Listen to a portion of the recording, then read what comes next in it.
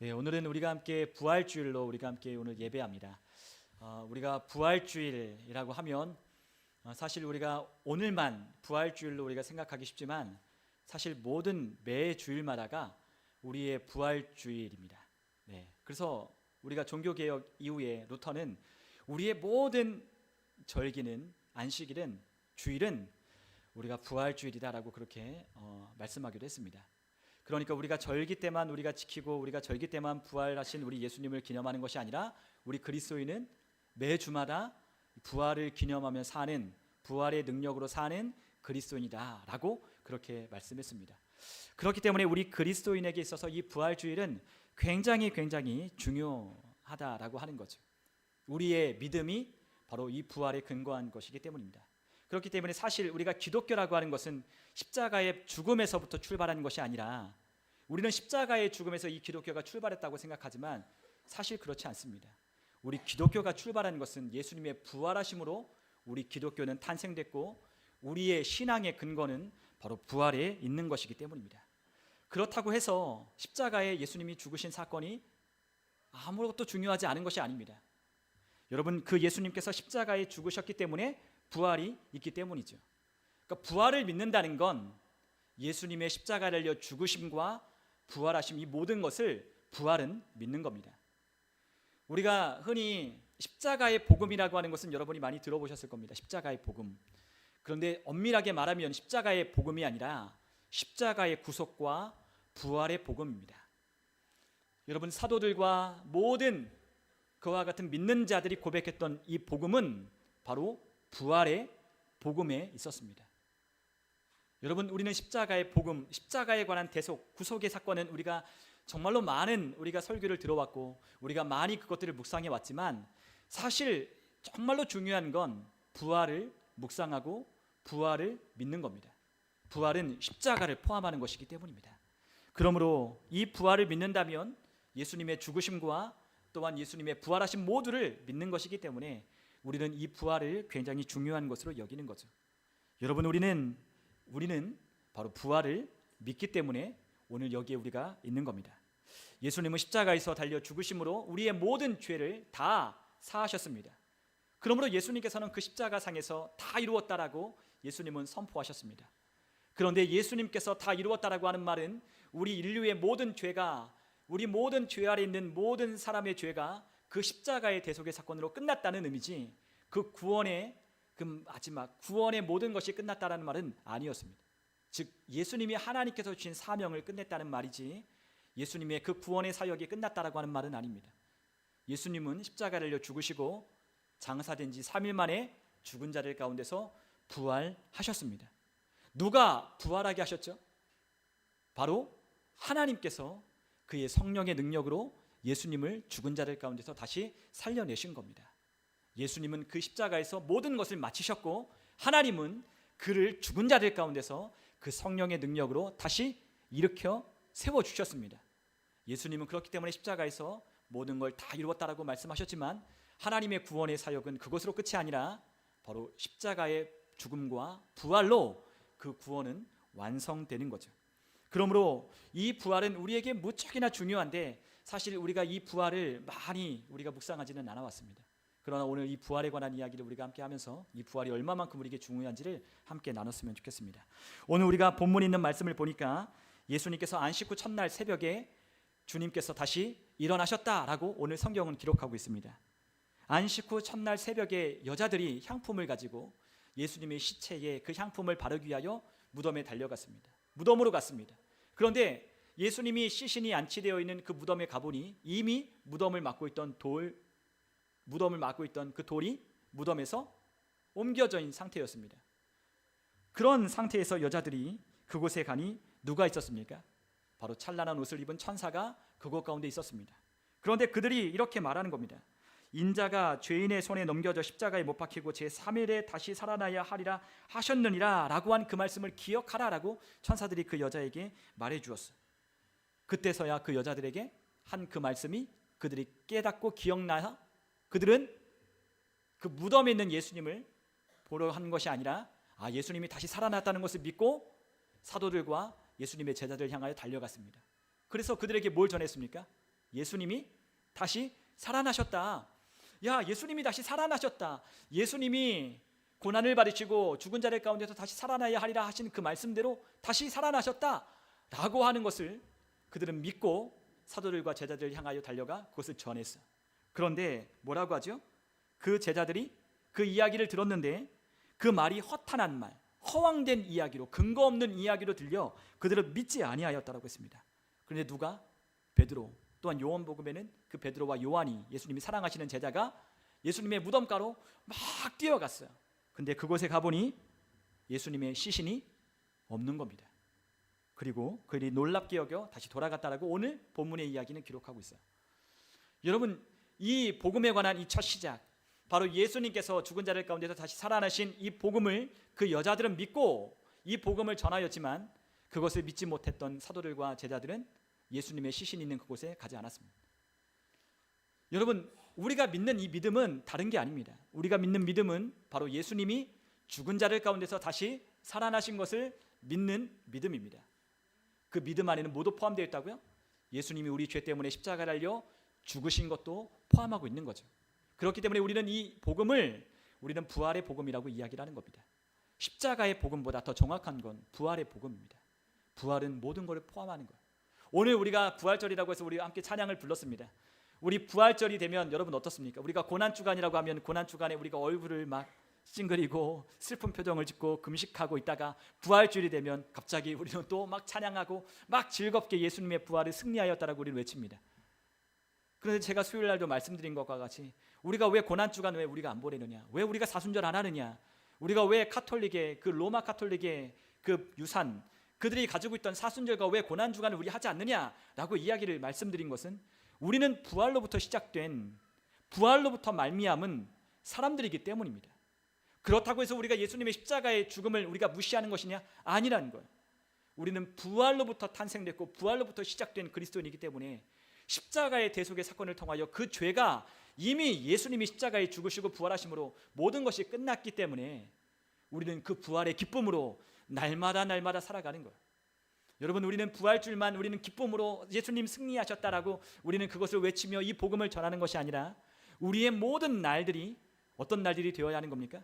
승리하신 우리 주님의 복음을 가지고 승리한 자로 살아가는 것이 바로 우리가 살아가야 할 우리의 신앙이자 바로 우리의 믿음인 거예요. 그렇기 때문에 부활의 믿음입니다. 오늘 우리가 함께 읽진 않았지만 골로새서 2장 13절로부터 15절에는 이렇게 말씀하고 있습니다. 우리 한번 골로새서 2장 13절로부터 15절에 있는 말씀을 같이 한번 읽어보겠습니다. 또 범죄와 육체의 무할례로 죽었던 너희를 하나님이 그와 함께 살리시고 우리의 모든 죄를 사하시고 우리를 거스르고 불리하게 하는 법조문으로 쓴 증서를 지우시고 제하여 버리사 십자가에 못 박으시고 통치자들과 권세들을 무력하여 드러내어 구경거리로 삼으시고 십자가로 그들을 이기셨느니라. 아멘. 자, 우리는 다 전에는 죄로 말미암아 죽었던 자들이었습니다. 어떻게 죽었던 자들이죠? 영적으로 우리는 다 죽어있던 자라는 거예요. 영이 무엇이죠? 하나님이 우리에게 주신 생명이 우리에게 사라졌고 그 생명으로 인한 하나님이 주시는 풍성한 은혜를 누리지 못하는 바로 그 죄 때문에 영적으로 죽어있던 자라고 하나님이 우리에게 말씀하셨습니다. 하나님과의 교통, 하나님과의 교제가 끊어졌기에 하나님의 풍성한 은혜와 사랑을 누리지 못한 채로 살아가는 영적으로 죽어있던 자들이었다라고 말씀하셨습니다. 그러므로 죄악된 욕망과 탐심과 저주 가운데 살아갔던 우리를 하나님께서 그리스도와 함께 살리셨고 모든 죄를 용서하여 주셨다라고 말씀하십니다.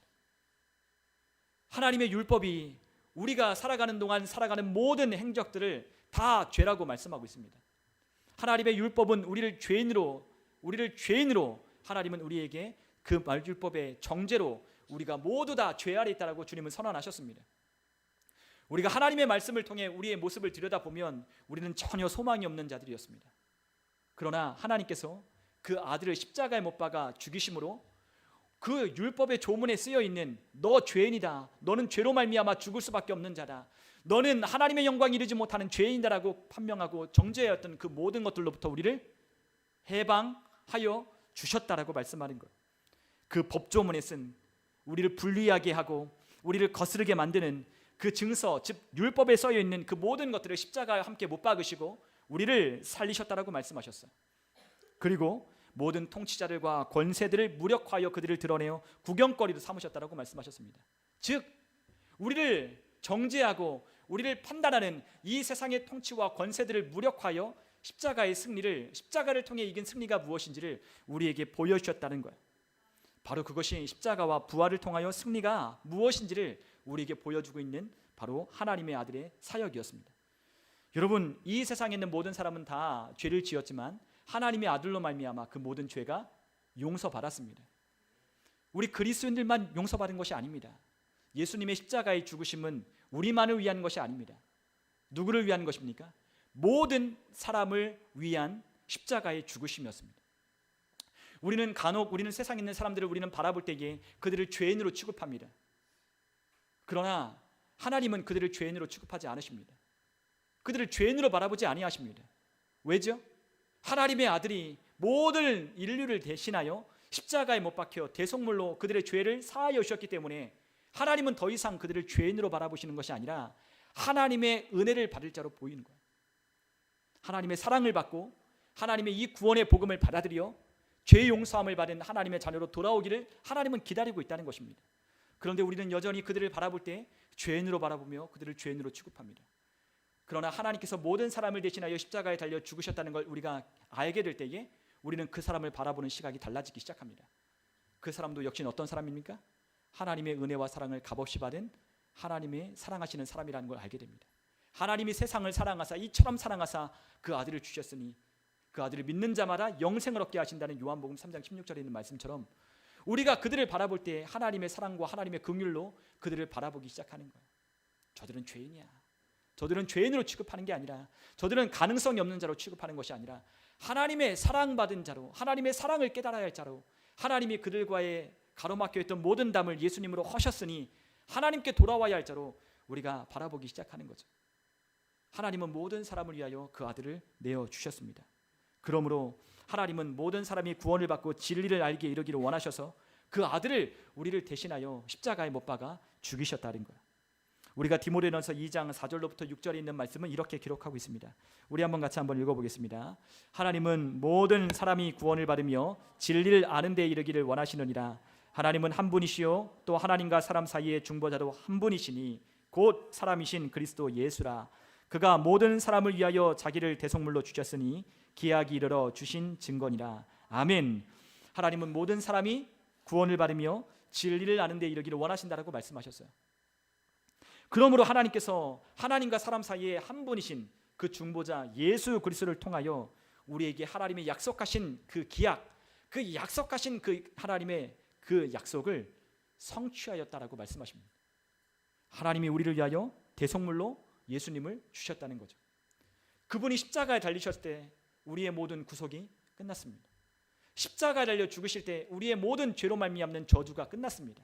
모든 질병과 가난과 고통과 슬픔과 억눌림과 모든 우리의 삶에 있는 부자유함들이 다 예수님의 십자가로 사건으로 끝났다는 거예요. 그런데 그 사실을 믿지 않는 자들은 알지 못하고 그것을 깨닫지 못하니 돌아오지 않고 있을 뿐인 겁니다. 우리가 고린도서 5장 19절에 이렇게 또한 말씀하셨습니다.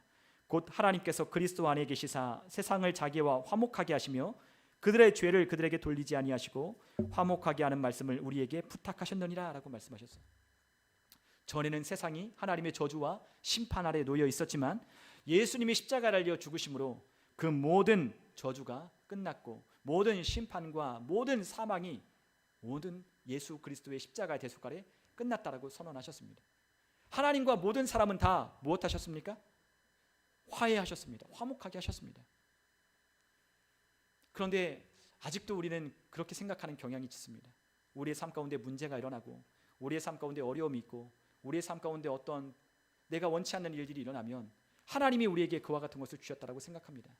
심지어는 세상 사람들도, 하나님 찾지 않는 사람들도 자신의 그러한 일들이 일어나면 하나님 계시면 나와보라고 그렇게 하나님을 원망하며 하나님 앞에 하소연하기 시작합니다.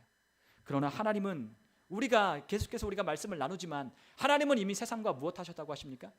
화목하셨다라고 말씀하셨습니다.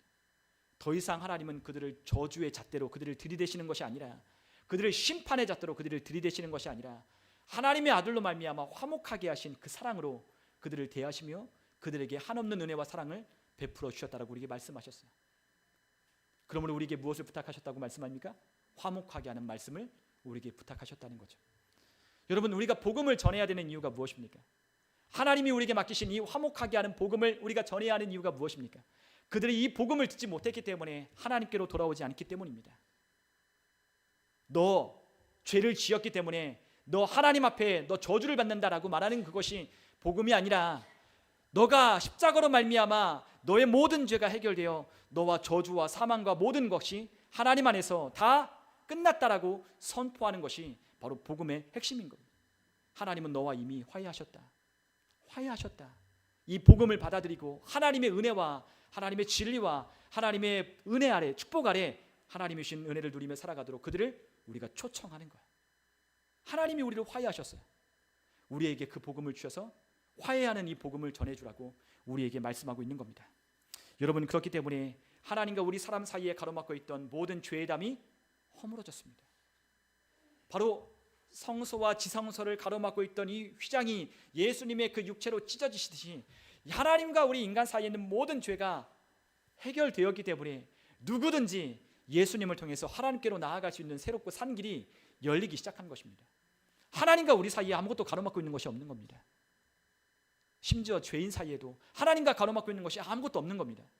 그러나 이 구원은 오직 예수님이 우리의 죄를 대신하여 십자가에서 죽으셨을 뿐만 아니라 우리를 의롭게 하기 위하여 죽은 자들 가운데서 다시 살아나셨다는 것을 믿는 자들에게만 주시는 하나님의 선물인 겁니다. 여러분, 구원의 이 선물은 누가 받는 거예요?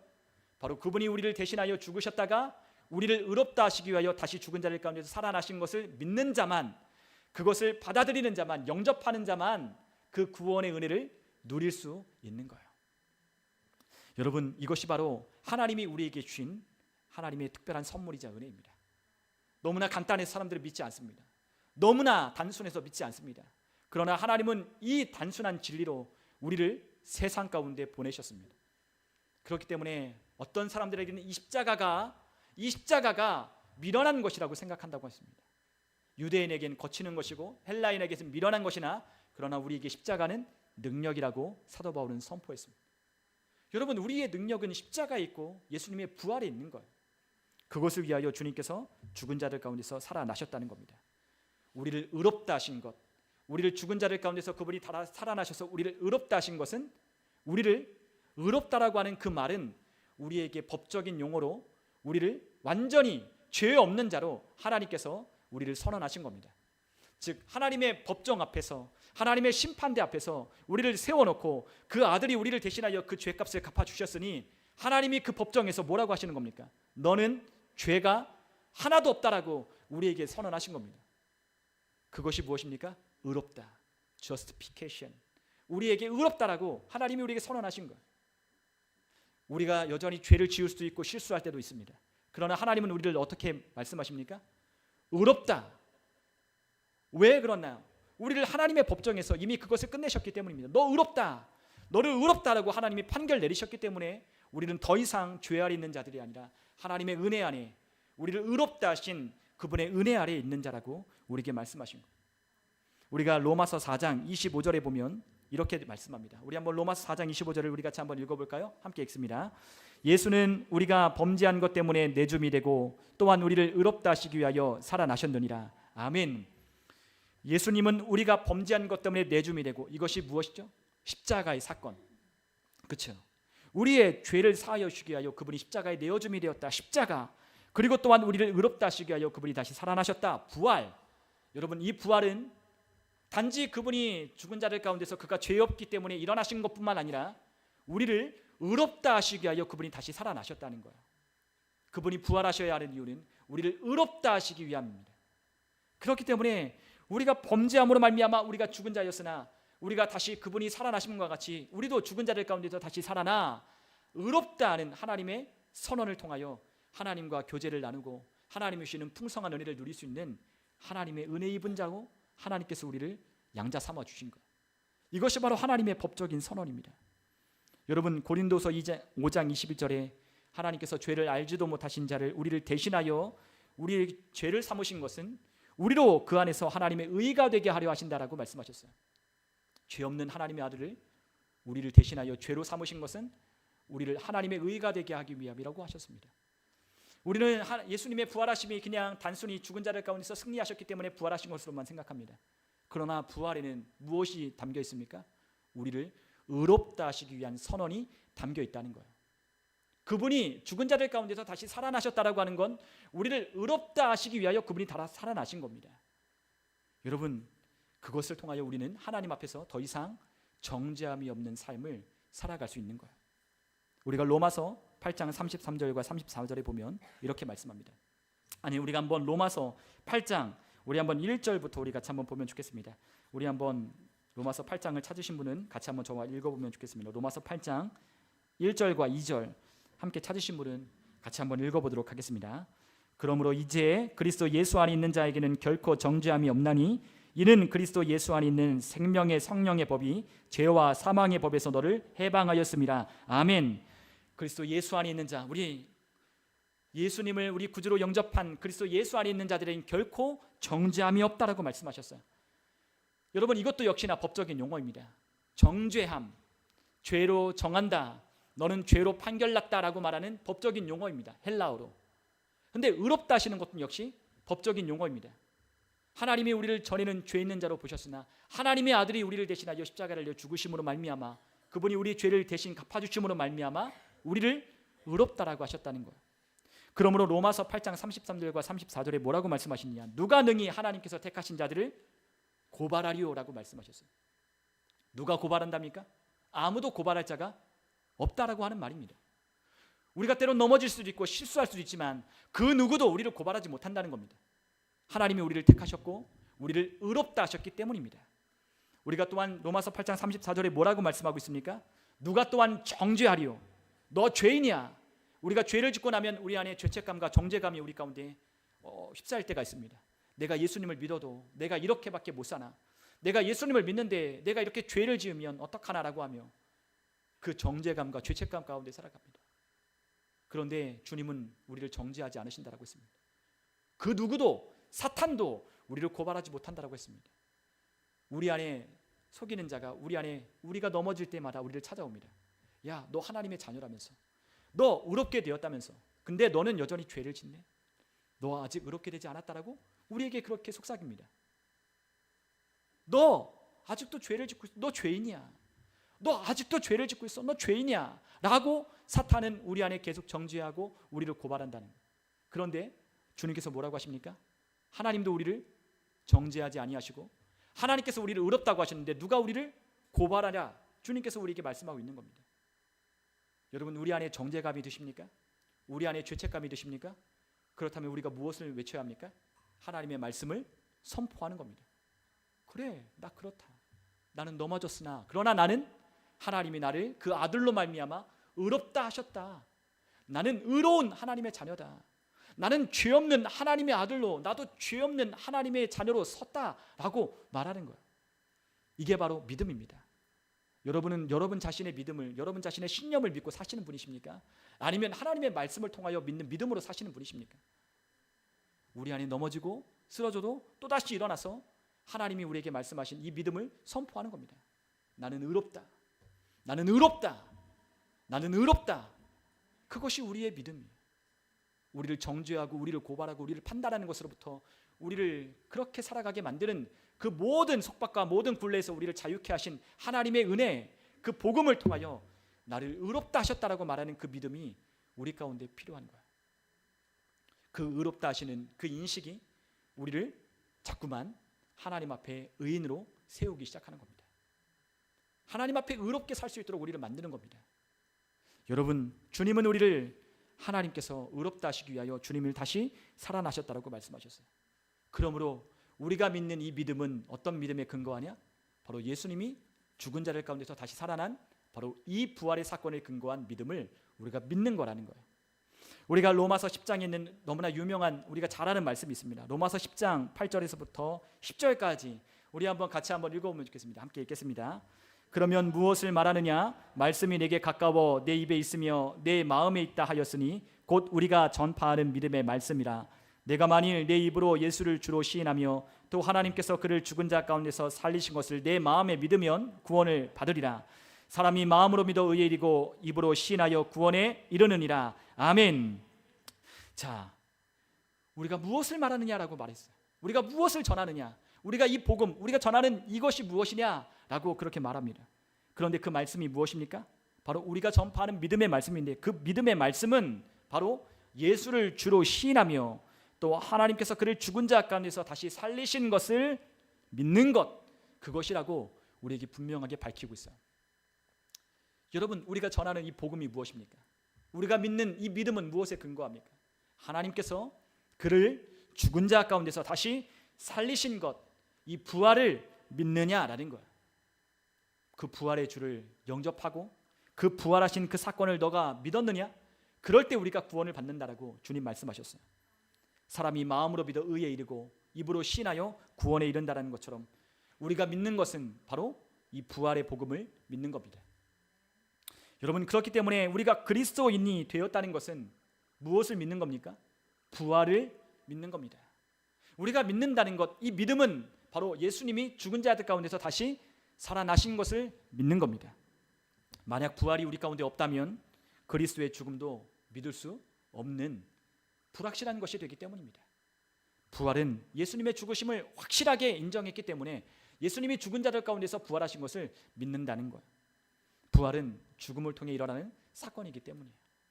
여러분, 아브라함 역시도 이 부활의 복음을 믿었습니다. 우리가 로마서 4장에 보면 아브라함이 하나님께서 그를 의롭다라고 하실 때 그에게 선언하신 그와 같은 의롭다 하심이 있었어요. 근데 그 의롭다 하심은 무엇에 근거합니까?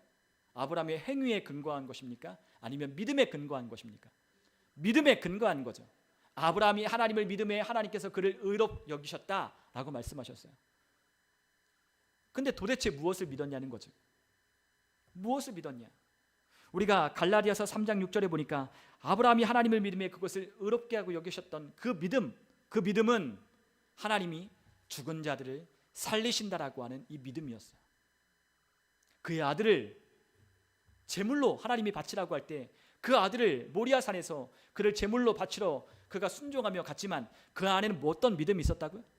하나님께서 이 아들을 죽이신다 할지라도 이 아들을 다시 살려낼 것이라고 하는 이 믿음이 있었기 때문에 하나님은 그를 의롭다라고 여기신 겁니다. 우리가 듣고 믿음으로 의롭다 되었습니까? 아니면 우리의 행위로 되었습니까? 듣고 믿음으로 의롭다 된 거죠. 여러분, 우리는 우리의 행위로 우리는 의롭다 하심을 얻은 것이 아닙니다. 그분이 죽은 자들 가운데서 다시 살아나신 이 부활의 복음을 우리가 믿었기 때문에 하나님이 우리를 의롭다라고 하신 거죠. 우리는 우리의 행위와 우리의 노력과 우리의 힘과 노력으로는 절대로 의로워질 수 없습니다. 그러나 하나님의 아들이 죽은 자들 가운데서 다시 살아나신 것을 우리가 믿었기 때문에, 그분이 우리의 주가 되심을 우리가 믿었기 때문에 우리 안에 그 부활의 복음으로 하나님이 의롭다 하신 거예요. 우리가 한번 사도행전 13장 33절, 우리 바울이 전한 이 복음의 이야기를 같이 한번 읽어보면 좋겠습니다. 우리 사도행전 13장 33절에 있는 말씀입니다. 우리 같이 한번 32절과 33절을 함께 같이 한번 읽어보겠습니다. 우리도 조상들에게 주신 약속을 너희에게 전파하노니 곧 하나님이 예수를 일으키사 우리 자녀들에게 이 약속을 이루게 하셨다 함이라. 시편 둘째 편에 기록한 바와 같이 너는 내 아들이라 오늘 너를 낳았다 하셨고, 넘겨주세요. 34절 30 같이 읽습니다. 또 하나님께서 죽은 자 가운데서 그를 일으키사 다시 썩음을 당하지 않게 하실 것을 가르쳐 이르시되 내가 다윗의 거룩하고 미쁜 은사를 너희에게 주리라 하셨으며, 또 다른 시편에 일렀으되 주의 거룩한 자로 썩음을 당하지 않게 하시리라 하셨느니라. 아멘. 자, 사도 바울이 전한 이 복음의 핵심이 무엇이었습니까? 그를 하나님께서 죽은 자 가운데서 다시 일으키셨다라고 하는 것이 바울이 전한 복음의 핵심이었습니다. 사도들과 제자들과 바울이 전한 복음의 모든 핵심은 하나님께서 그를 죽은 자 가운데 다시 살리셨다라고 하는 이것이었어요.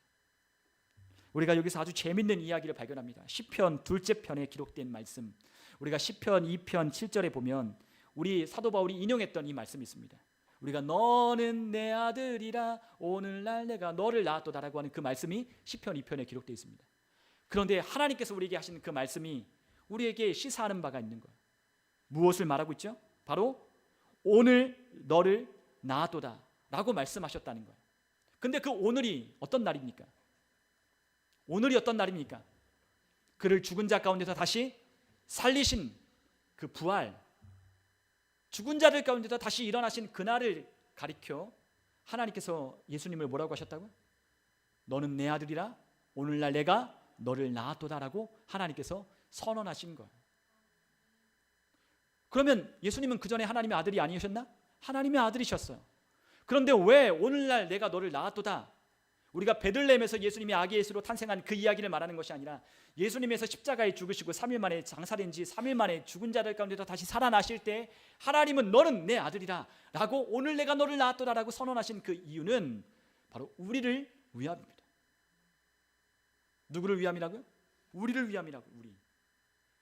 예수님이 그 죽은 자들 가운데서 일어나실 때 내 아들이다 너는 내 아들이다 오늘날 내가 너를 낳았도다 라고 말씀하신 그 이야기는 바로 우리를 위한 것이기 때문에 주님께서 그 말씀의 성취를 이루신 거예요. 여러분, 우리가 언제 하나님의 아들이 되었습니까? 우리가 언제 하나님의 아들이 됩니까?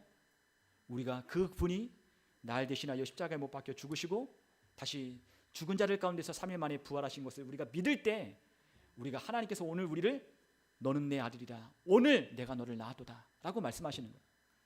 우리의 거듭남에 관한 이야기를 했습니다. 거듭남이 무엇이죠? 다시 태어났다는 이야기 아닙니까? 완전히 재창조되고 거듭난 하나님의 본성과 생명으로 다시 태어난 하나님의 자녀, 하나님이 우리를 낳으셨다. 하나님이 우리를 낳으셨다라고 성경은 기록하고 있습니다. 하나님이 우리를 낳으셨다. 아니, 우리가 어떻게 하나님으로부터 나냐? 성경은 말하고 있어요. 하나님이 우리를 낳으셨대요. 여러분, 우리가 그 니고데모와 예수님의 이야기 어떻게 거듭날 수 있습니까? 사람이 죽었다가 다시 어떻게 어머니 모태에 다시 들어갈 수 있겠습니까? 라고 말했더니 물과 성령으로 거듭나지 않으면 하나님 나라 볼 수 없다라고 예수님 말씀하셨어요. 거듭난다는 건 다시 태어났다라는 거예요. 하나님의 본성과 하나님의 생명으로 다시 태어나게 되었다는 거죠. 여러분, 그것이 어느 때 있느냐? 바로 예수님의 그 부활의 복음을 믿고 그 하나님을 우리가 아바 아버지라 부르는 그때 우리가 하나님이 주시는 그 은혜를 우리가 입게 되는 거예요. 여러분, 예수님은 십자가를 달려 죽으셨고 죽은 자들 가운데서 3일 만에 다시 살아나셨습니다. 그러므로 그 부활이 하나님의 아들 되심에 대한 약속의 성취였다라고 우리가 성경은 말하고 있어요. 그것이 바로 우리에게도 여전히 적용되는 하나님의 말씀인 겁니다. 우리는 하나님의 아들들이 되었습니다. 하나님의 아들이 되었습니다.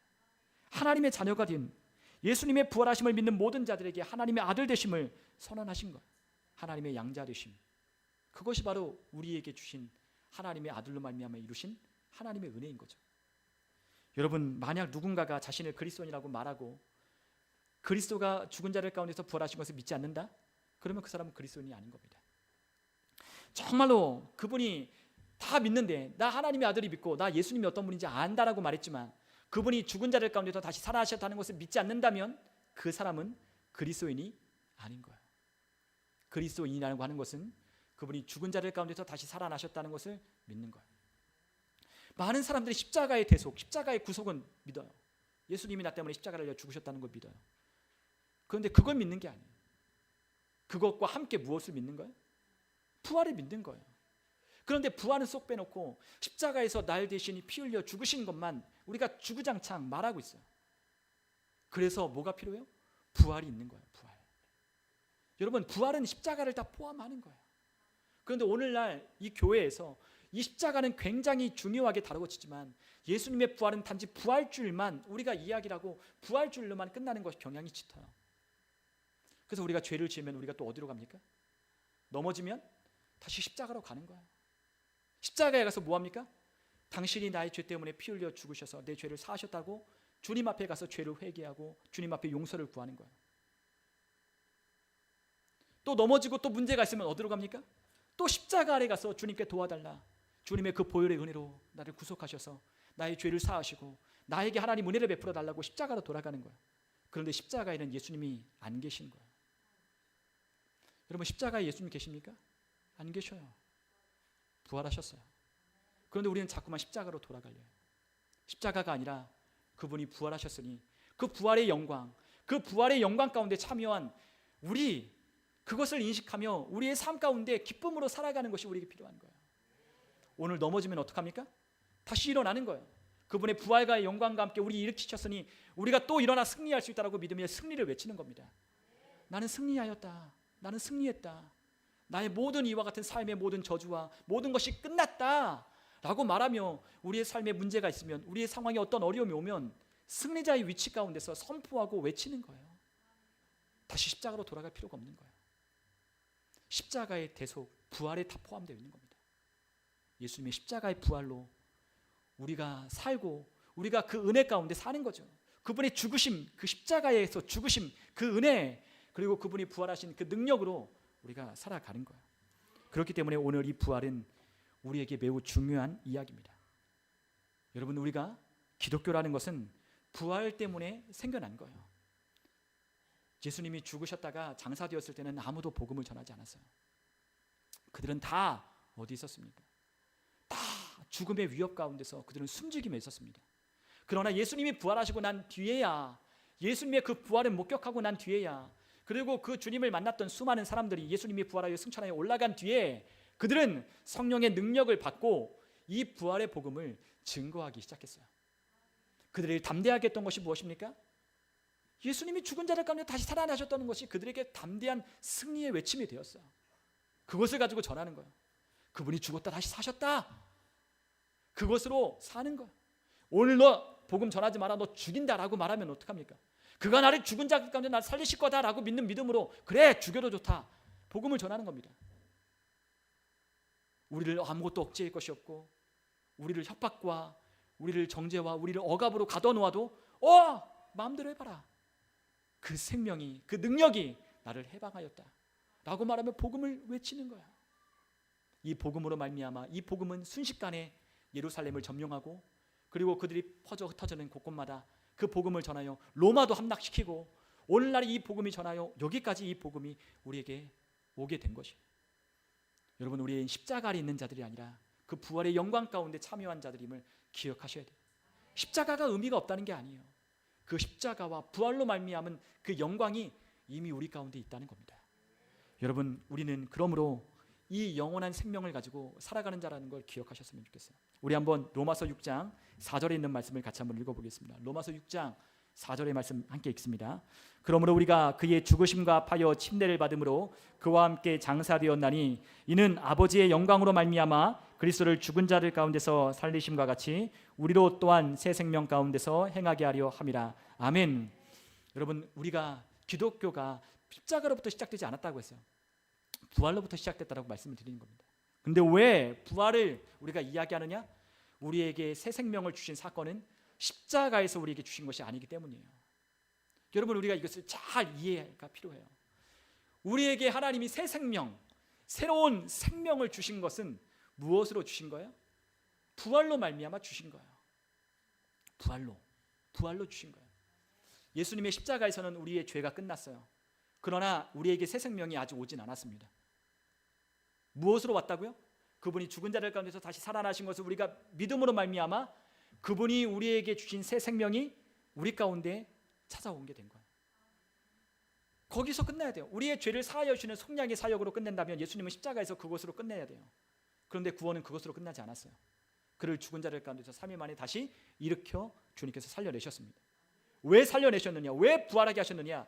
그 부활로 말미암아 우리에게 새 생명을 주기 위하여 부활이 필요한 거예요. 우리가 침례를 받잖아요.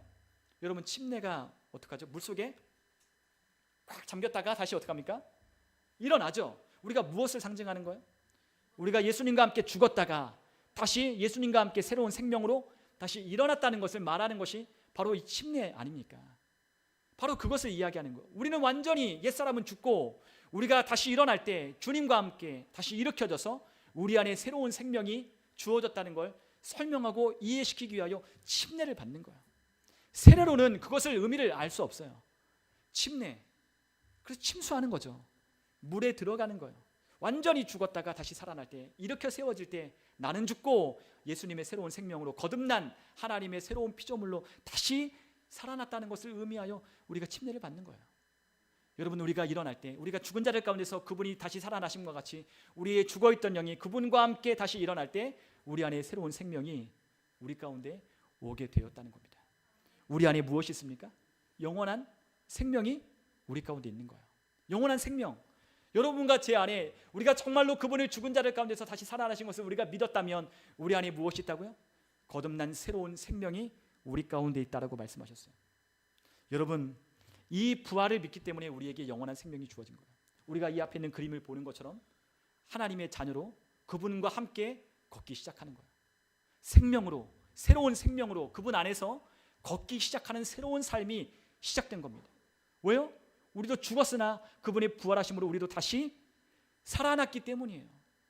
죽은 자들 가운데서 우리는 이미 죄로 말미암아 죄와 허물로 죽었던 자였으나 그분이 우리를 일으키심과 같이 우리도 일으켜 세워주셨기 때문에 우리는 이제 새로운 생명으로 그분 안에서 함께 그분과 동행하며 걷는 거예요. 우리 안에 새로운 생명이 우리 안에 찾아왔어요. 그리스도인이라는 것은 영생을 받았다는 거예요. 여러분, 우리 영생 받았죠?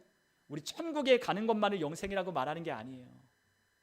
여러분, 이 부활은요, 우리가 이 땅 가운데 새로운 생명으로 살아가게 하는 것을 말하는 거예요. 이 세상 가운데, 이 땅 가운데 우리가 살아갈 때 새로운 생명과 본성으로 살아가게 하도록 하나님이 우리에게 주신 하나님의 속성을 말하는 겁니다. 누구의 생명이에요? 하나님의 생명을 우리에게 주셨다는 거예요. 우리 안에 새로운 본성, 거듭난 생명이 우리 가운데 와 있어요. 여러분, 이 안에 있는 것을 통하여 우리는 살아가는 거예요. 어떤 사람들은 그런 얘기를 해요. 우리는 하나님의 뜻대로 어떻게 다 삽니까? 어떻게 우리가 죄를 안 짓고 살아갑니까? 라고 그런 이야기를 합니다. 그런 사람은 십자가밖에는 모르는 거예요. 십자가밖에는 모르는 거예요. 우리가 어떻게 하나님의 뜻대로 살 수 있느냐? 우리가 어떻게 죄를 이기며 살 수 있느냐? 부활의 영광, 부활의 능력으로 우리가 그렇게 살 수 있도록 하나님이 우리 안에 새로운 생명을 주셨다라고 말씀하셨어요. 그 생명이 뭐예요? 하나님의 본성과 생명과 하나님의 본질과 주님의 속성을 말하는 거예요. 즉 하나님의 것을 추구하는 삶을 말하는 거예요. 거듭난 자의 다른 것이 무엇이죠? 우리가 전에 죄의 아래 있을 때는 우리가 하나님의 것을 좋아하지 않았어요.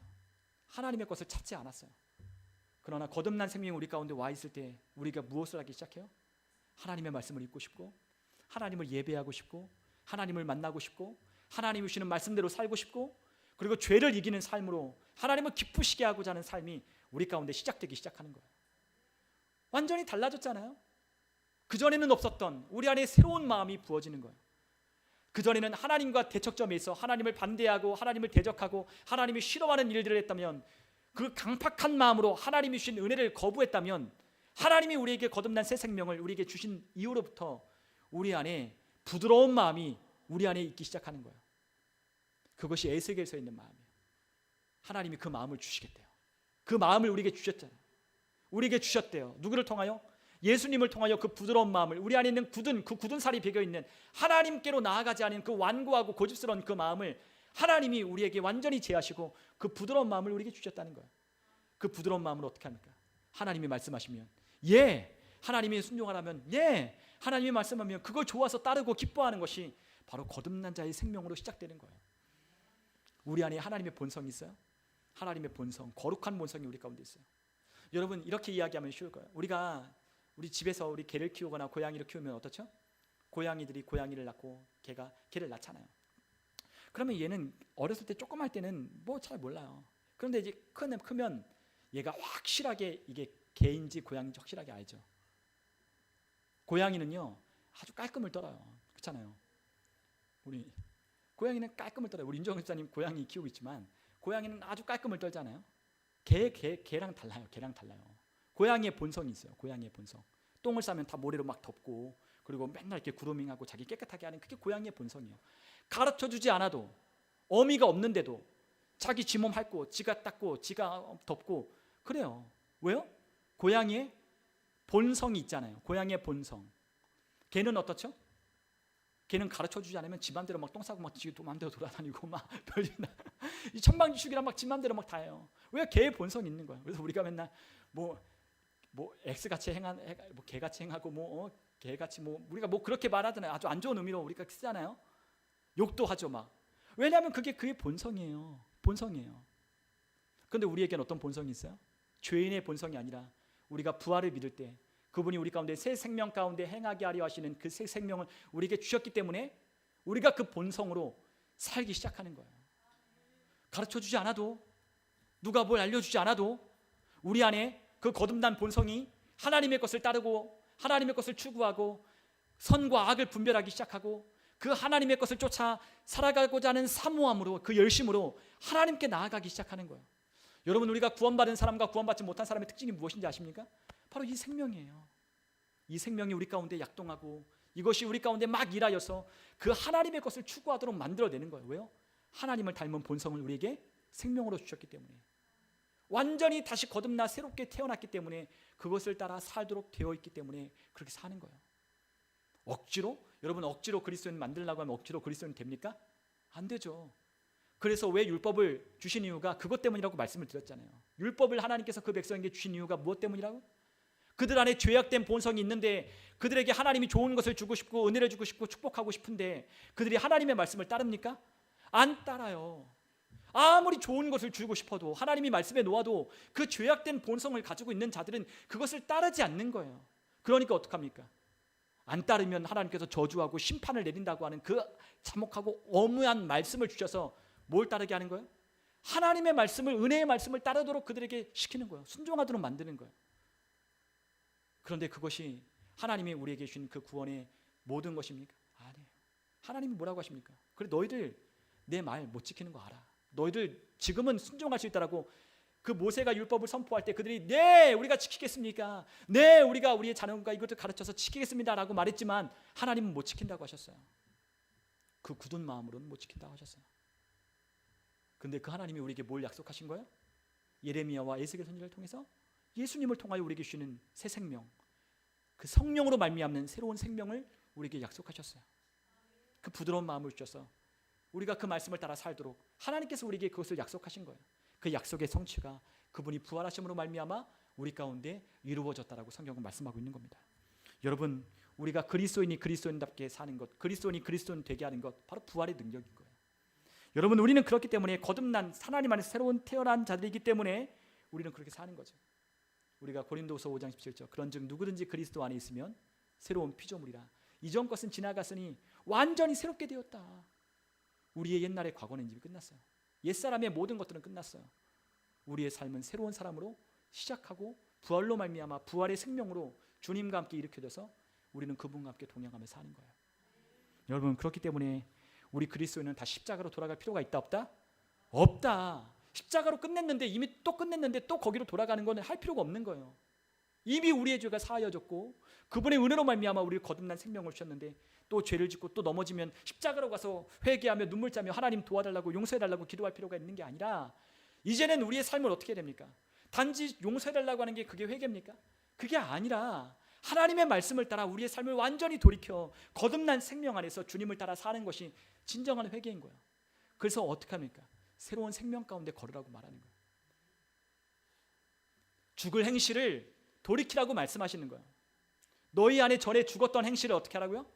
돌이켜 하나님의 새 생명 가운데 살라라고 우리에게 그렇게 말씀하고 있음에도 불구하고 우리는 또다시 십자가로 가서 하나님 보혈을 의지합니다. 보혈을 용서해 주세요라고 우리는 기도한다면 우리는 부활의 영광과 그 부활로 주신 새 생명을 우리는 전혀 사용하지 못하는 거예요. 그래서 많은 그리스도인들이 어떻게 사느냐? 수동적으로 살아요. 수동적으로 또 십자가, 또 십자가.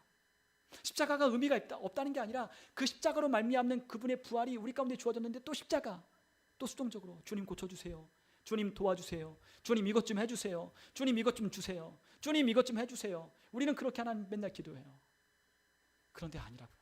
부활의 영광 가운데 그분이 우리를 일으켜 주셔서 우리를 그분과 함께 살게 하신 생명이 있는데 우리가 그렇게 살아가게 해달라고 하는 것은 더 이상 의미 없는 일이 된 거예요. 어떻게 하면 됩니까? 우리 안에 거듭난 생명으로 살아가는 것이 이제는 우리에게 주어진 삶인 거예요. 넘어졌어요? 그럼 어떡합니까? 우리 안에 새로운 생명으로 다시 나는 걷겠다. 나는 또다시 하나님이 주시는 능력 안에 나는 살아가겠다. 그것이 바로 우리 거듭난 그리스도인들에게 주신 하나님의 능력과 은혜인 거예요. 우리의 삶이 고단하고 힘드십니까? 우리 고단하고 힘들어도 우리는 어떻게 합니까? 세상 사람들처럼 좌절하고 낭만 갖고 절망합니까? 아니죠. 거듭난 생명 안에 나는 이기고 승리할 수 있다는 믿음을 가지고 선포하는 거예요. 하나님 나라 우리에게 유업으로 주셨으니 그 나라의 유업을 가지고, 유업이 뭐죠? 유산. 하나님이 우리에게 그 아들로 말미암아 아낌없이 주신, 우리가 이 땅 가운데 살아가는 동안 하나님 나라를 이루어가며 살아갈 수 있도록 주신 엄청난 유산, 그 유산을 가지고 어떻게 하는 겁니까? 그 생명 안에 주님과 함께 걸으며 그 하나님 나라를 확장하고 살아가는 것이 우리 거듭난 자들에게 주신 하나님의 은혜이자 우리가 살아갈 삶인 거예요. 여러분, 이미 끝났어요. 이미 끝났다라고 우리 지난주에 말씀한 것 다 이어지는 겁니다. 끝났어요. 끝난 것을 가지고 여러분 다시 돌아갈 필요가 없는 거예요. 십자가의 부활 아래 있으면 주님의 죽으심도, 주님이 우리를 장사되심도, 그분이 다시 살아나심도 다 우리 가운데 함께 있는 거예요. 그 부활의 영광 가운데 날마다 그의 죽으심의 은혜, 그리고 그분이 다시 사신 그분의 능력으로 매일 살아가는 것이 우리에게 필요한 거죠. 여러분, 그렇기 때문에 우리 안에 이 복음은 항상 부활을 전하는 거예요. 여러분, 사도행전을 읽어보십시오. 서신서를 읽어보십시오. 다 복음을 뭘 전했습니까? 예수님이 십자가에 달려 죽으시고 부활하시고 장사되시고 부활하신 것을 전했지만 다른 서신서에는 많은 곳에서는 이 부활을 중점적으로 정하고 있다는 거예요. 부활. 여러분, 계속해서 갈라디아서를 읽어보고 로마서를 읽어보고 어디를 읽어보십시오. 그곳에 복음을 뭐라고 얘기합니까? 하나님께서 그를 죽은 자 가운데서 다시 살려내셨다라고 말하는 이 복음을 그들은 전하고 있었던 거예요. 어딜 가도 그들은 그걸 전했어요. 하나님께서 예수를 죽은 자들 가운데 다시 살려내셨다. 하나님께서 너희들과 이미 화해하셨다. 그 복음을 들고, 십자가로 이미 끝내신 그 복음, 화해의 복음을 들고 예수가 다시 사셨다. 다시 사셨다. 그것을 증거하며 그들은 살아가기 시작했어요. 여러분, 오늘 우리에게는 그와 같은 새 생명을 주셔서 우리 가운데 그것을 살아내게 하신 거예요. 여러분, 그렇기 때문에 사도 바울은 그 고린도서 15장, 우리가 부활장이라고 말하는 그 고린도서 15장에서 무엇을 이야기합니까? 무엇을 이야기하죠? 부활에 대한 선포, 이 놀라운 선언을 외치는 거예요. 부활, 그 고린도 15장은. 우리 한번 고린도전서 15장으로 한번 우리 다 같이 한번 찾아서 한번 가보도록 하겠습니다. 고린도전서 15장. 우리 한번 가보도록 하겠습니다. 고린도전서 15장.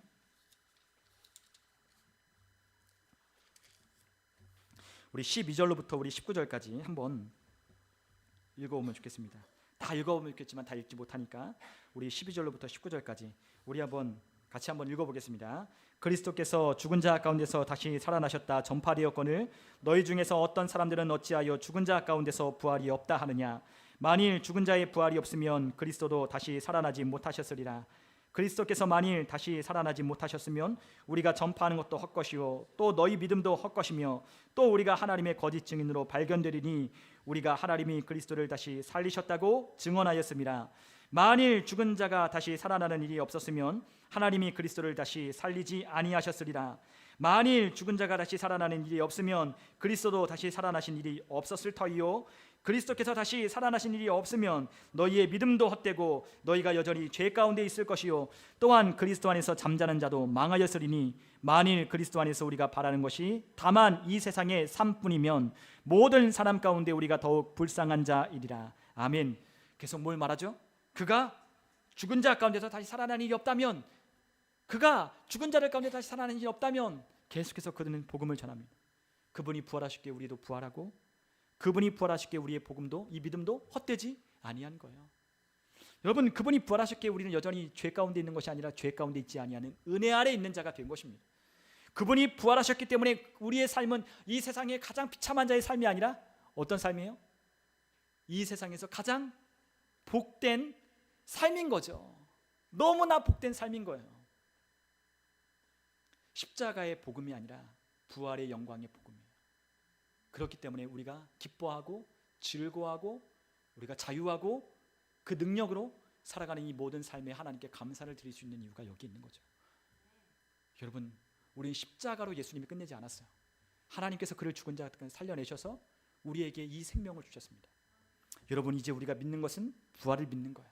그러므로 우리는 새 생명을 얻었고 의롭다 하셨어요. 부활이 이처럼 매우 중요한 거죠. 자, 우리 한번 하나님의 말씀을 우리 한번 찾아보면 좋겠습니다. 다시 한번 우리 한번 에베소서 2장 4절로부터 6절까지, 에베소서 2장 4절로부터 6절까지를 한번 같이 한번 읽어보겠습니다.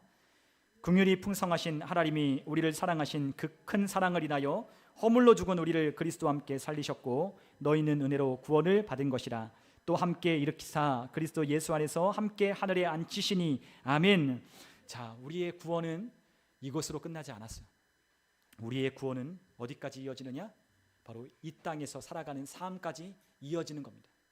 천국 갈 거면 속량하신 것으로 끝나면 돼요. 그러나 그것이 아니라 우리는 이 땅에서 살아가고 있어요. 그러나 우리의 위치는, 우리의 자리는 이 땅이 아니라 어디에 있느냐? 하늘에 있다라고 주님 말씀하셨습니다. 그런데 그 하늘에 우리의 자리, 우리의 위치가 하늘에 우리가 앉혀진 그 자리가 무엇 때문에 우리가 그 하늘로 우리의 자리가 옮겨진 거예요? 예수님이 부활하심 때문에, 그분이 일으켜 주셨기 때문에 그리스도 안에서 우리를 하나님의 보좌에 앉히셨다고 하셨어요. 우리는 지금 어디에 앉아 있어요? 하늘의 보좌에 예수님 안에 함께 앉아 있어요. 우리는 하늘에 앉아 있어요. 우리의 시민권도 하늘에 있어요. 우리의 능력은 어디로부터 오는 거예요? 하늘로부터. 우리의 신분이, 이 위치는, 자리는 뭘 말하는 겁니까? 우리의 신분을 이야기하는 거예요. 신분. 여러분, 우리의 신분을 말하는 거예요. 우리의 자리는, 우리의 위치는 우리의 법적인 신분을 의미하는 거예요. 우리의 자리가 어디 있어요? 우리가 어디 있어요? 우리 저기 있는 거예요. 손가락 가리키고 있는 거 저기 있는 거예요. 저 빛난 보좌에 우리 그리스도 안에서 우리가 함께 앉혀져 있다라고 말씀하신 거예요. 부활 때문에 주님과 함께 일으켜져서 그분이 우리를 그곳에 앉히셨다라고 말씀하셨어요. 여러분, 우리가 이것에 대해서 말씀드리면 아주 이해하기 쉽게 말씀드릴 게 있어요. 여러분, 우리가 누군가가 빚진 사람이 있어요. 근데 빚진 사람이 있는데 그 빚진 사람의 그 빚진 것을 보고 우리가 너무 안타깝잖아요. 그 사람이 그 빚 때문에 허덕이고 그 빚 때문에 우리가 가슴 아파하는 그 모습을 볼 때 우리가 어떻게 해주고 싶어요? 갚아주고 싶죠. 갚아주고. 근데 우리에게 능력이 없어요. 근데 그거를 누구를 통해 하셨어요? 하나님이 예수님을 통하여 하셨어요. 우리를 갚아주셨어요. 근데 갚아주신 그 사람이 이제 모든 것이 해결됐어요. 근데 그 사람은 여전히 어떤 사람이냐? 그 사람의 상태는 여전히 가난해요. 무슨 말씀인지 잘 이해를 하셔야 돼요. 어떤 사람이 빚을 지고 감옥에 갔어요. 근데 그 사람을 구출해 주기 위해서 돈을, 몸값을 지불해 주고 그 사람이 빚진 것을 다 청산해 주고 그를 꺼내왔어요. 그런데 꺼내온 그 사람에게 능력이 없는 거예요. 빚은 갚아줬지만 능력이 없어요. 여러분, 얼마 전에 저희 교회 금요철회 때인가? 그때가 언제죠? 금요철회 때인가요? 네. 어떤 한 분이 저기 뒤에 앉으셨어요. 근데 그분이 이제 끝나고 저에게 너무 배가 고프다고 좀 이렇게 해줬으면 좋겠다고 해서, 그래서 저희가 10,000원을 드렸어요. 근데 그분이 그렇게 이야기했어요. 자기가 출소한 지 얼마 안 됐는데 뭐 할 수 있는 게 없다는 거예요. 할 수 있는 게 없다는 거예요. 그래서 일자리도 찾아보고 일자리도 그런 구인 거기에다 올려봤지만 아무도 자기를 전화가 오지 않는다는 거예요. 그래서 오늘 하루 종일 막 돌아다니고, 그래서 저기 터미널부터 여기까지 걸어왔는데, 그러니까 입에서 얘기를 하는데 입에서 막 단내가 나요. 냄새가 나는데 막 단내가 나고. 근데 그분이 너무나 정중하게 저에게 한 3,000원이라도 그냥 라면하고 김밥만 먹을 수 있는 것만 그래도 주시면 너무 감사하겠다고 그래서 저희가 그냥 10,000원을 드렸어요. 근데 그분을 보면서 이 복음에 관한 이야기가 생각나는 거예요. 그 사람은요, 그분은요, 출소한 지 얼마 되지 않았잖아요. 능력이 없어요. 벌써 빨간 줄이 그어져 있고 어디를 취직하고 어디를 해도 할 수가 없는 거예요. 살아갈 수 있는 능력이 필요하잖아요. 그러면 뭐가 필요해요? 그것을 갖출 수 있는 능력이, 갖출 수 있도록 배우거나 아니면 그걸 할 수 있도록 뭔가 교육이 필요해요. 근데 그게 없는 거예요. 자신감도 필요하고 용기도 필요하고 또한 사회적인 지원도 필요해요. 그래야 그 한 사람이 다시 사회 속에 나아가서 다시 갱생을 하는 거죠. 마찬가지예요. 우리는 죄인이었어요. 근데 하나님의 아들이 십자가에 달려 우리의 죄를 대속하셔 주셨어요. 우리의 죄가 끝났어요. 그런데 우리는 뭐라고 말해요? 못 산대요. 하나님의 뜻대로 못 산대요. 나 또 죄 짓는데요. 나는 그렇게밖에 살 수 없대요. 그러니까 십자가의 복음이 필요하대요. 그래서 십자가의 보혈이 필요한 거래요. 그래서 또 십자가로 가는 거예요. 근데 우리 주님이 그렇게 살지 않도록 우리에게 뭘 주셨어요? 생명을 주셨어요. 생명. 하나님의 거룩한 본성, 그분의 마음, 그분의 능력을 우리에게 주셨어요. 뭘로? 그분의 부활하심으로 우리에게 그걸 주셨다는 거예요. 무슨 말씀인지 이해가 가십니까? 그분의 죽으심으로는 우리에게 그런 능력이 오지 않아요. 죽으심으로는 우리의 저주만 끝냈을 뿐이에요. 그러나 그분이 죽은 자들 가운데서 다시 살아나셨기 때문에 우리의 신분이, 법적인 자리가, 위치가 달라졌고 우리에게 하나님이 주신 새 생명과 능력이 우리 가운데 온 거예요. 부활로. 그 부활로 우리에게 그 능력이 온 거예요. 그 부활 때문에 우리가 오늘 능력 있게 사는 거예요. 거듭난 새로운 사람들은 어떻게 살아요? 십자가 아래 또 하나님 도와주세요, 이렇게 해주세요, 이렇게 해주세요 사는 게 아니라 어떻게 합니까? 부활의 영광 가운데 함께 참여하여 하나님이 우리에게 세워진 그 높은 자리에 있는 것을 바라보면서 우리가 가지고 있는 것이 무엇이고 우리에게 주신 하나님의 은혜가 무엇인지, 능력이 무엇인지, 내가 누구인지를 확인하며 정체성을 확인하며 사는 거예요. 나 죄인 아니다. 나 죄인 아니야. 나 하나님의 거룩한 하나님의 자녀야. 나에게 능력이 없다고 하는데 능력 있는데, 그분이 내 안에 능력을 가지고 내 안에 들어오셨는데, 내게 능력 주시는 자 안에서 나 모든 거 할 수 있다라고 주님 말씀하셨는데, 그 능력 주시는 자가 내 안에 있잖아. 하늘에 속한 모든 신령한 복을 우리에게 주시고 생명과 경건에 속한 모든 능력을 우리에게 주신 하나님이 우리에게 주셨다라고 말씀했는데, 우리는 여전히 하나님 앞에 능력을 달라 그러고 도와달라 그러고 그곳에서 또 넘어지면 그곳에서 또 시작하는 거예요. 우리의 시작이 어디라고요? 우리 십자가로 시작된 게 아니라고요. 우리 어디서 시작됐다고요? 부활로 말미암아 우리 시작된 거라고. 우리 거듭난 그리스도인들은 이미 십자가에 있는 옛사람은 끝났어요. 끝났다고요. 끝났어요. 그 사람은 이제 없어요. 우리에겐 새롭게 거듭난 사람만 있는 거예요. 부활로 말미암아 그분과 함께 일으켜서 새롭게 시작한 거예요.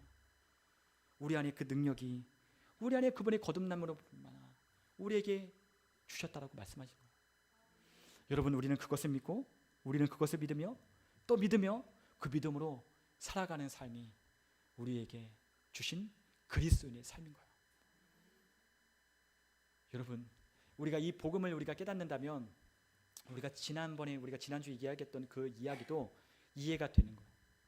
하나님이 하늘에 앉으셨어요. 그분도 예수님도 하늘의 보좌에 앉아 계셔요. 근데 물론 그분은 우리 안에 계시죠. 우리 안에도 계시고 그분은 그 보좌에 계십니다. 그리고 우리 안에 누가 와 계십니까? 하나님의 영, 그리스도의 영이신 성령님이 우리 안에 와 계십니다. 그분이 우리 안에 부활의 영광으로 능력으로 우리 가운데 와 계십니다. 그리고 그분이 우리를 어떻게 하십니까? 인도하시고 우리의 삶을 가르치시고 생각나게 하십니다. 우리의 삶에 성령님이 우리 안에 말씀하십니다. 우리가 넘어지고 쓰러질 때마다, 우리가 삶을 살아가는데 어려움을 만날 때마다, 큰 문제를 만날 때마다 주님은 우리에게 성령님을 통해 가르쳐 주십니다. 너가 누구인지 가르쳐 주시는 거예요. 우리가 누구인지 성령님이 가르쳐 주셔요. 우리가 무엇을 가지고 있는지를 가르쳐 주셔요. 우리가 무엇을 할 수 있는지 성령님이 우리에게 가르쳐 주시는 거예요. 자꾸만 나 아무것도 할 수 없어요. 주님 도와주세요. 주님 뜻이니 다 주님 뜻대로 되기를 원합니다. 아니요, 그거는 옛사람이 하는 방식이에요. 옛사람이 하는 거예요. 우린 주님 뜻을 어떻게 하는 사람입니까? 이 땅에서 집행하며 행하며 사는 사람이에요. 무슨 말씀인지 이해하십니까? 우리의 보좌야, 저 하늘에 앉아 계신 그분이 통치자로, 하늘의 보좌에 앉았다는 건 그분이 통치자로, 권세자로 그 자리에 앉아 계신 거예요. 왕, 그분이 왕으로. 그리고 이 땅에 무엇이 임했습니까? 하나님 나라가 임했습니다. 그 나라에 하나님의 백성들이, 하나님의 자녀들이 그 왕 대신 하나님의 자녀의 법적인 권세를 가지고 우리가 이 땅 가운데 살아가는 거예요. 할렐루야죠. 할렐루야. 예, 그 법적인 권세, 의롭다 하신 그 선언, 하나님이 우리 주신 생명, 능력, 본성, 하나님이 하늘과 땅에 있는 모든 권세, 그것을 우리에게 위임하셔서 이 땅에 왕 대신 그분의 나라를 확장하며 살아가도록 우리 가운데 주신 거예요. 우리에게 그냥 살아가라고 하지 않았습니다.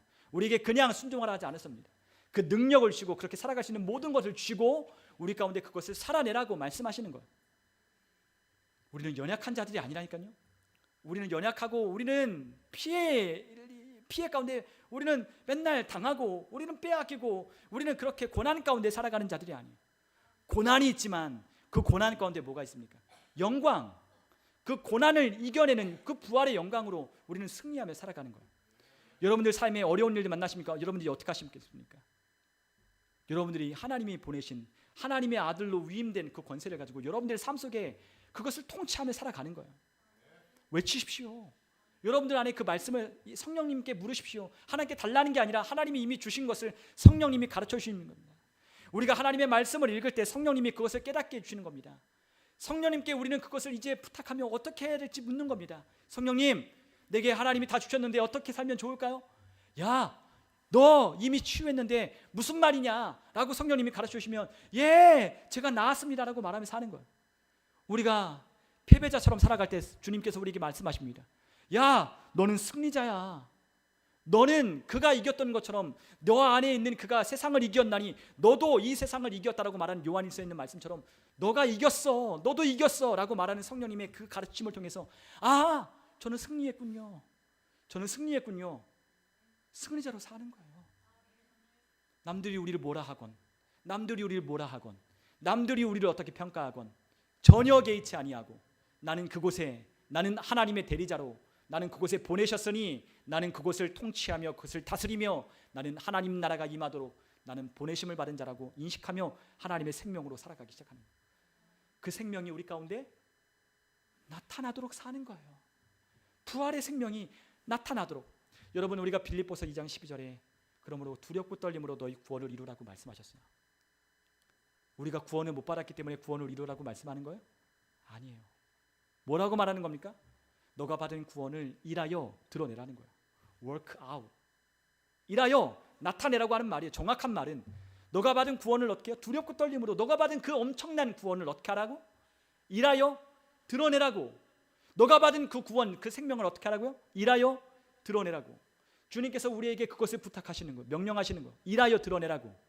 나타내라고. 너의 안에 있는 거듭난 생명을 나타내라고. 하나님이 주신 그 본성과 생명으로 살아가는 삶이 얼마나 위대하고 얼마나 멋지고 얼마나 아름답고 존귀한 삶인지를 세상 가운데 나아가 나타내라고 우리 가운데 선포하시는 거예요. 안 되면 저는 말하는 거예요. 그래서 우리에게 뭐가 필요해요? 말씀과 성령의 인도가 필요한 거예요. 그거 필요한 거예요. 여러분, 우리는 십자가로 가면 우리는 또 그분 앞에 우리는 또 그렇게 수동적인 삶을. 근데 십자가의 부활의 능력을 믿는 사람은 그렇게 안 살아요. 어떻게 살죠? 능동적으로 사는 거예요.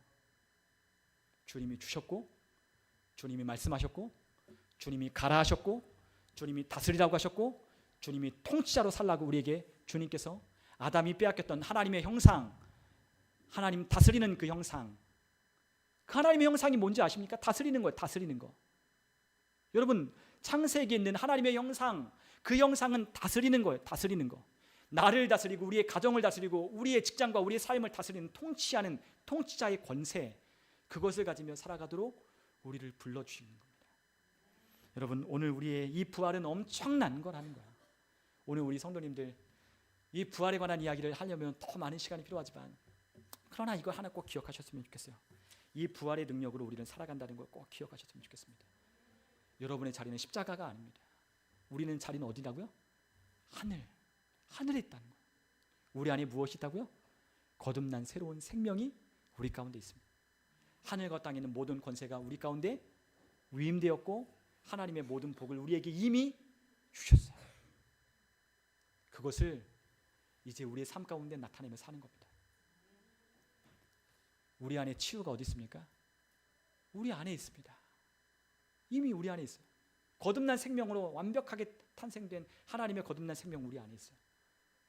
우리 안에 그것들을 믿음으로 선포하며 선언하며 사는 겁니다. 오늘 우리 모든 성도님들 이 부활의 영광으로 우리 매일매일 사셨으면 좋겠어요. 부활주일만이 부활이 아닙니다. 우리의 모든 주일이 부활주일이고 우리의 모든 날들이 부활주일입니다.